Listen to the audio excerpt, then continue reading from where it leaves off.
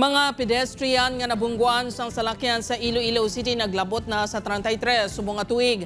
Samtang speed limit ordinance wala na mapatuman bangon sa kakulang sang mga gamit. Si John Sala nakatutok live sa Barangay Dungon A, Haro, Iloilo City. John?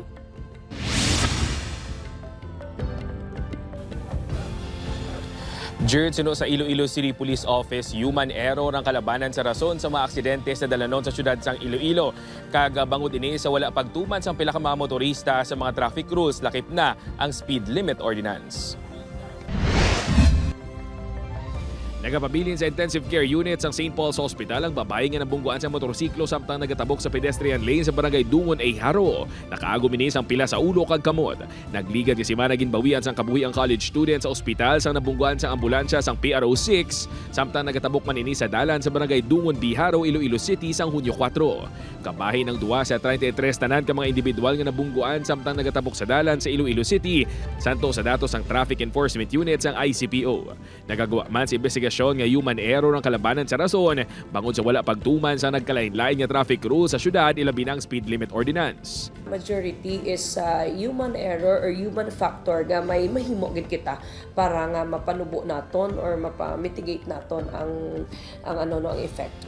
2015 sa ginpasar sa Konsehong Regulation Ordinance No. 2015-283 o kon Speed Limit Ordinance ang Iloilo City na ginamyandahan sa 2017. Santo sa ordinansa halin sa General Luna Street pakanto sa Benigno Aquino Jr. Avenue tubtob sa Ongkaharo. 60 kph ang speed limit para sa mga salakyan kag motorsiklo, 50 kph naman para sa mga truck kag bus. Para sa iban nga highway naman local o national, 30 kph para sa mga salakyan kag motorsiklo, kag 20 kph naman para sa mga truck kag bus. Samtang para sa mga circumferential, radial kag coastal roads, 70 kph para sa mga salakyan kag motorsiklo samtang 40 kph naman para sa mga truck kag bus.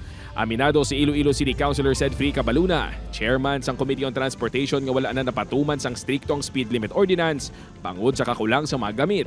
Unada is really the procurement of necessary devices, speed guns to detect kung sino ang nagalapaw sa speed limit.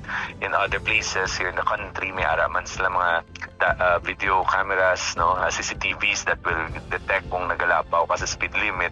So this will allow us to enforce that ordinance. Tuna naman sa konseho kung sarang pa nga mapanubuan ang speed limit, lakip man ang pagbakal sang speed gun. Pabor naman ang pila ka mga motorista nga mapanubuan ang speed limit. Pumayo gid man ya. Natagan sang reduce nga nga speed para nga at least iban na tuod nakainom la. Samtang handa naman magbulig ang LTO6 sa pagpatuman sang ordinansa kung mag-abot na nagaisahan nila nga speed gun. We have a speed gun nga may image capturing. So pagwa naman to sa buong sa supply kag i-train ang mga enforcers naton.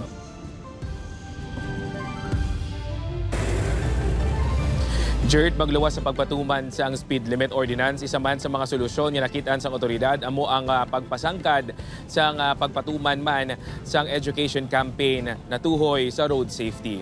Jared? Maramong gid nga salamat sa update kapuso John Sala.